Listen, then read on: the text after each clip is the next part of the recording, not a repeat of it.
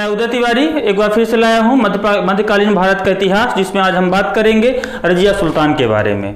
हमने last lecture में देखा था इल्तुतमिश के बारे में। उसमें हमने देखा 1236 ईस्वी में इल्तुतमिश की मृत्यु हो जाती है, लेकिन इल्तुतमिश ने अपने जीवन काल में ही अपने जीते जी अपना उत्तराधिकारी घोषित किया था, और उसकी उत्तराधिकारी थी उसकी पुत्री रजिया, जो कि बाद में रजिया सुल्तान के नाम से जानी जाती है। ठीक है, इल्तुतमिश की मृत्यु के तुरंत पश्चात सत्ता में संघर्ष की यहाँ पर घटनाएं होती हैं, जिसमें जितने भी तुर्क सरदार और अमीर थे, ठीक है, वो एक महिला के अधीन रहकर नहीं रहना चाहते थे। साथ ही साथ इल्तुतमिश का एक बड़ा बेटा था रुकनुद्दीन फिरोज शाह। रुकनुद्दीन फिरोज शाह की माता का नाम था शाह तुर्कान। वो भी नहीं चाहती थी कि यहाँ पर रजिया सुल्तान बने, और उसने अपने पुत्र को उन अमीर सरदारों के सहायता से यहाँ दिल्ली सल्तनत का सुल्तान तो बनवा दिया, और लेकिन वास्तविक सत्ता पूरी तरीके से शाह तुर्कान के हाथों में रही, और उसने षड्यंत्रों के माध्यम से जनता को प्रताड़ित करना शुरू कर दिया। बाकी जितने भी रजिया के विश्वसनीय विश्वास पात्र सरदार थे, उन्हें बंदी बना लिया जाता है, उनकी हत्याएं करवा दी जाती हैं। इन सारी चीजों से प्रताड़ित होकर रजिया सुल्तान ने विद्रोह की ठानी, लेकिन उसी बीच में एक घटनाक्रम होता है जिसमें एक इक्तादार था जुनैदी ने विद्रोह शुरू कर दिया, और फिरोज शाह अपनी सेना को लेकर जुनैदी के ऊपर आक्रमण करता है। और जुनैदी के ऊपर जब आक्रमण करता है तो रजिया सुल्तान ने देखा कि दिल्ली सल्तनत में अभी राजा सुल्तान जो है अनुपस्थित है, और सुल्तान की गैर मौजूदगी का फायदा उठाकर अपने विश्वसनीय इक्तेदारों और अपने विश्वसनीय अमीरों की सहायता से रजिया सुल्तान लाल वस्त्र पहनकर जुम्मे की नमाज के समय जनता के सामने आती है और घोषणा करती है कि मैं अब आपको इन अराजकताओं से, इन अराजक तत्वों से आपको मुक्ति दिलाऊंगी, और आप मुझे अपना सुल्तान माने। यहाँ पर ध्यान रखेंगे, जो लाल वस्त्र वो पहनकर आती है, इल्तुतमिश के समय एक परंपरा हुआ करती थी, जो व्यक्ति न्याय की गुहार लगाना चाहता है वो लाल वस्त्र पहनकर जनता के सामने आए या राजा के सामने आए, वो अपने आप समझ लिया जाएगा कि इस व्यक्ति के साथ कहीं ना कहीं नाइंसाफी हुई है। और इस तरीके से जनता से इंसाफ की गुहार लगाते हुए उसने लाल वस्त्र धारण किया और जनता के समक्ष आती है और वचन देती है कि मैं आपको इन सारी चीजों से आजादी दिलाऊंगी, और जनता ने भी उसका समर्थन किया। वहां विद्रोह होता है, शाह तुर्कान को कैद कर लिया जाता है, रुकनुद्दीन फिरोज शाह को गिरफ्तार कर लिया जाता है, और गिरफ्तार करने के बाद उसकी हत्या कर दी जाती है। और इस तरीके से 1236 ईस्वी में रजिया सुल्तान बनती है, और सुल्तान बनने के बाद बहुत ही कम समय में के लिए वहां पर शासन करती है। लेकिन रजिया सुल्तान ने ये बता दिया कि वास्तव में एक महिला भी कैसे शासन कर सकती है। उसने अपने आप को सुल्तान व्यक्त करने के लिए, सुल्तान के रूप में स्थापित करने के लिए उसने टोपी पहनना शुरू किया, ओवरकोट पहनना शुरू कर दिया, जो पुरुषों के जैसे वेश थे उन वस्त्रों को पहनना शुरू कर दिया। इवन वो बहुत अच्छी तलवारबाजी भी जानती थी। उसकी इन्हीं कलाओं से प्रेरित होकर, उसकी इन्हीं खासियतों से प्रभावित होकर इल्तुतमिश ने उसे अपना सुल्तान घोषित किया था। तो रजिया सुल्तान के समय पर यहाँ पर कुछ जो राजनीतिक घटनाक्रम है उसके बारे में हम बात करें तो उसमें एक व्यक्ति रहा है एतगिन जो है वो बदायूं का इक्तेदार हुआ करता था। दूसरा एक व्यक्ति है अल्तुनिया, ये भटिंडा का गवर्नर था और बचपन से ही रजिया का दीवाना था। अल्तुनिया वो चाहता था कि रजिया इसके साथ विवाह करे, लेकिन रजिया इसके साथ विवाह नहीं चाहती थी, क्योंकि रजिया की पसंद थी याकूत, जो कि एक गैर तुर्क था, एक गुलाम था, एक दास था। याकूत के बारे में अगर हम बात करें तो याकूत पहले इल्तुतमिश के घोड़ों का संरक्षक था। ठीक है, इल्तुतमिश को घोड़े पे बिठाने का काम भी याकूत ही किया करता था, अपने हाथों पर इल्तुतमिश का पैर, और उसके बाद उसको घोड़े बैठाने का काम करता था। और धीरे धीरे वो रजिया का विश्वसनीय हो जाता है, और रजिया के साथ उसके संबंध के बारे में भी बताया जाता है। ठीक है, और जैसे ही रजिया सुल्तान शासक बनती है, उसने याकूत को दिल्ली सल्तनत का अमीर आखुर, दीवाने आखुर नियुक्त कर दिया, और इस तरीके से याकूत के साथ उसके संबंधों की घटनाएं, और बाकी के जो विद्रोही सरदार थे उन्होंने याकूत के रजिया के संबंधों के खिलाफ भी कई आवाजें उठाई, लेकिन रजिया काफी सशक्त महिला थी, उसने इन विद्रोहों को आसानी से दबा दिया। इसी समय भटिंडा में एक जो अल्तुनिया था, अल्तुनिया ने विद्रोह कर दिया और उसने स्वयं को भटिंडा का स्वतंत्र शासक घोषित कर दिया, क्योंकि पहले ये इक्तेदार हुआ करते थे, लेकिन इल्तुतमिश की मृत्यु के पश्चात अल्तुनिया ने विद्रोह कर दिया, और यहाँ पर रजिया सुल्तान उसके विद्रोह को दबाने के लिए याकूत के साथ निकलती है।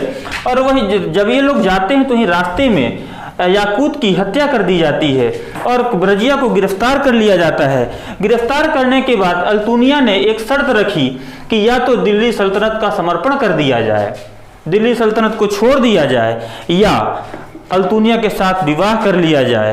और उधर बहराम शाह जो रजिया का एक छोटा भाई है, वो दिल्ली सल्तनत को खाली पाता है और वहाँ पर अपने आप को शासक नियुक्त कर लेता है, अपने आप को दिल्ली की सल्तनत का शासक बहराम शाह घोषित कर लेता है। और इस तरीके से रजिया के खिलाफ उसने अपने जो विश्वसनीय 40 अपने तुर्क सरदार थे, उन सरदारों को भेजता है। रजिया ने भी देखा कि अब दूसरा कोई रास्ता नहीं है, इसलिए उसने अल्तुनिया के साथ विवाह कर लिया। अब अल्तुनिया और रजिया दोनों की जो सम्मिलित सेना है वो दिल्ली पर अटैक करने के लिए निकलती है, लेकिन हरियाणा में कैथल के पास बहराम शाह की सेना और अल्तुनिया और रजिया की संयुक्त सेना के बीच एक संघर्ष होता है। अल्तुनिया और रजिया सुल्तान को रात में घेर लिया जाता है और रात के समय ही उन पर अटैक कर दिया जाता है, जहां अल्तुनिया और रजिया सुल्तान की मृत्यु हो जाती है और दिल्ली का सुल्तान बनता है अब बहराम शाह।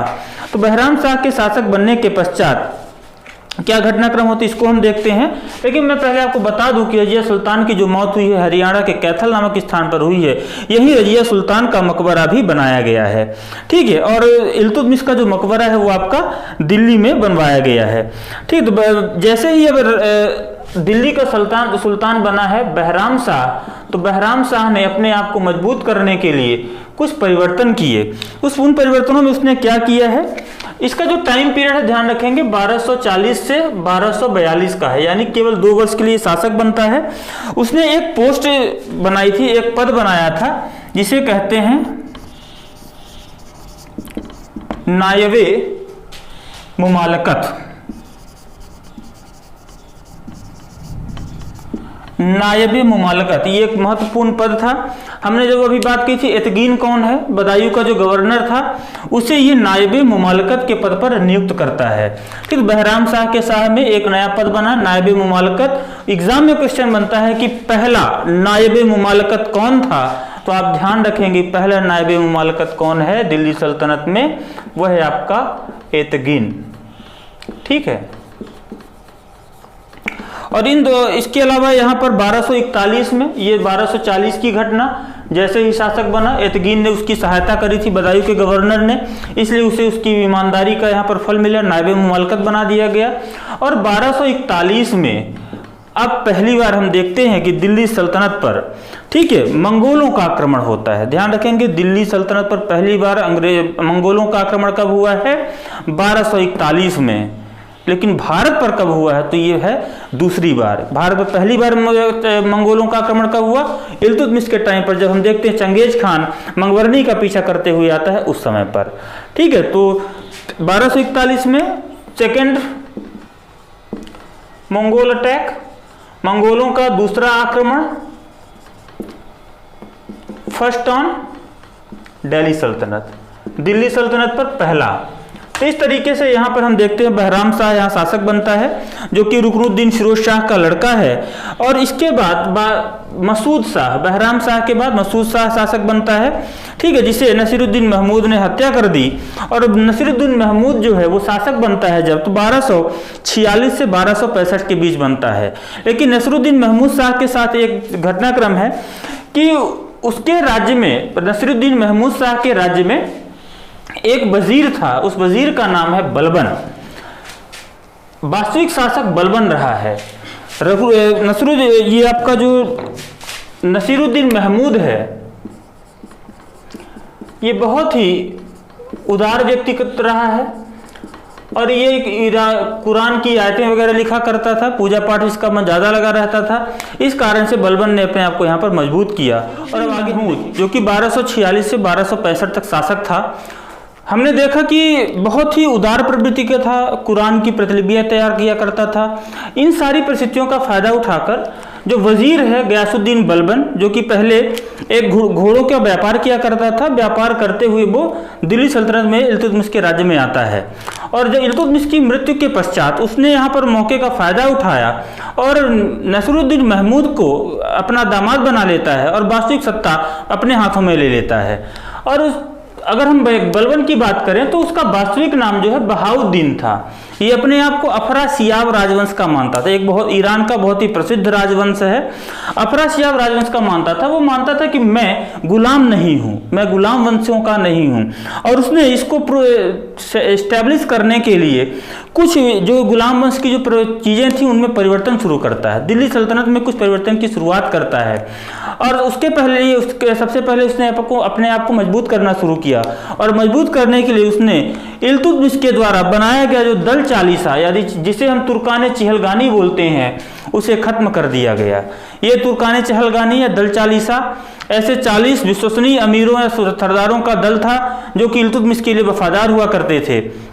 जब उन्होंने देखा कि उत्तराधिकारी जो है वो दिल्ली सल्तनत का गुलाम वंश का नहीं है तो उनका विद्रोह ना हो, इसलिए विद्रोह को शांत करने के लिए उसने पूरी तरीके से दल चालीसा को खत्म कर दिया और रक्त और लौह की नीति अपनाई, जिसे हम ब्लड एंड आयरन पॉलिसी भी कहते हैं। इस पॉलिसी के तहत जितने भी व्यक्ति जिनसे उसे संदेह था कि वो विद्रोह कर सकते हैं उन्हें उसने मौत के घाट उतार दिया, उनकी हत्या करवा दी। न केवल उनकी बल्कि उनके परिवार के एक एक सदस्य की उसने हत्या करवा दी और इस तरीके से उसने ब्लड एंड आयरन पॉलिसी के थ्रू अपने आप को मजबूत किया और अपने खिलाफ होने वाले षड्यंत्रों की जांच के लिए उसने षड्यंत्रों का पता लगाने के लिए उसने बरीद यानी कि गुप्तचर विभाग की स्थापना करी। साथ ही साथ अपने आर्मी को मजबूत करने के लिए उसने दीवाने आरिज नामक एक विभाग बनाया। ठीक है, दीवाने आरिज का मतलब होता है सैन्य विभाग। वो कहता था कि मैं जिले इलाही हूँ यानी कि अल्लाह की छाया। ठीक है, तो इस तरीके से उसने एक नया राजत्व अपनाया। उस राजत्व के तहत उसने ईरानी राजतंत्र के आधार पर अपने दरबार को भव्य तरीके से बनवाया, जिसमें उसने सिजदा और पैबोस नामक 2 परंपराएं शुरू की। सिजदा का मतलब होता है झुककर प्रवेश करना, पैबोस का मतलब होता है पैर चूमना। ठीक, इस तरीके सिजदा और पैबोस की जो परंपरा उसने शुरू करी वो करने वाला जो व्यक्ति है वो है गयासुद्दीन बलबन या बहाउद्दीन। ठीक है, जो अपने आप को जिले इलाही कहा करता था। साथ ही साथ उसने एक राजा के पद को महत्वपूर्ण बनाने के लिए, राजा के पद को की गरिमा को बढ़ाने के लिए उसने यहाँ पर एक पॉलिसी शुरू की कि कोई भी आम इंसान राजा से बात नहीं कर पाएगा, क्योंकि राजा कौन है? जिले इलाही, अल्लाह की छाया, अपने आप को उस बलबन ने घोषित कर लिया। तो केवल और केवल राजा से कौन बात करेगा? वजीर बात किया करेंगे, यानी कि वो जनता से डायरेक्ट कम्युनिकेट नहीं करेगा। साथ ही साथ उसने क्या किया, अपने फीलिंग्स को, अपने जो इमोशंस हैं उसे सामूहिक अवसरों पर कभी उसने व्यक्त नहीं किया। वो हमेशा एकांत में ही मिलता था और वो बहुत लिमिटेड लोगों से मिला करता था।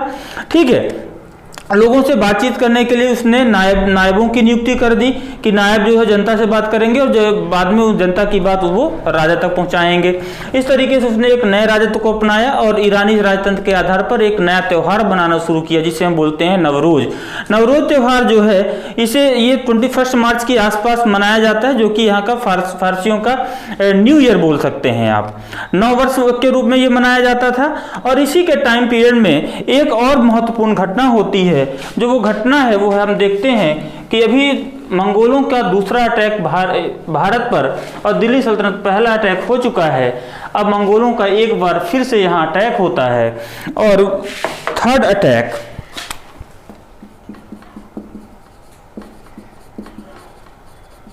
ऑफ मंगोलॉइड्स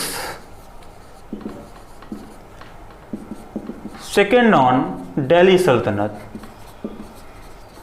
दिल्ली सल्तनत पर मंगोलों का दूसरा आक्रमण, और इस आक्रमण में बलबन का एक पुत्र था शहजादा मोहम्मद।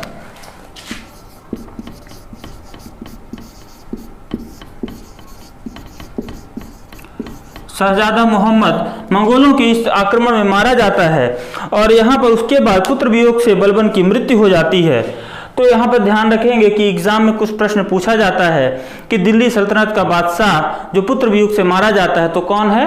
गयासुद्दीन बलबन है। इसकी मृत्यु के बाद यही दोनों के मकबरे दिल्ली में स्थापित किए जाते हैं और बलबन के बाद शासक बनते हैं कैकूबाद, जो कि 1287 से 1290 तक होता है, और कैमूर्स। तो दिल्ली सल्तनत के अंतिम सुल्तान या गुलाम वंश के अंतिम सुल्तान कौन है? कैमूर्स और कैकूबाद। और इस तरीके से यहाँ पर दिल्ली सुल्तनत खत्म होती है। कैमूर्स की हत्या मलिक फिरोज के द्वारा कर दी जाती है और एक नए राजवंश की स्थापना होती है, जिसे हम बोलते हैं खिलजी वंश। तो खिलजी वंश के बारे में आगे हम देखेंगे। अपडेट्स के लिए चैनल को सब्सक्राइब करना ना भूलें, वीडियो को लाइक करें, शेयर करें। धन्यवाद।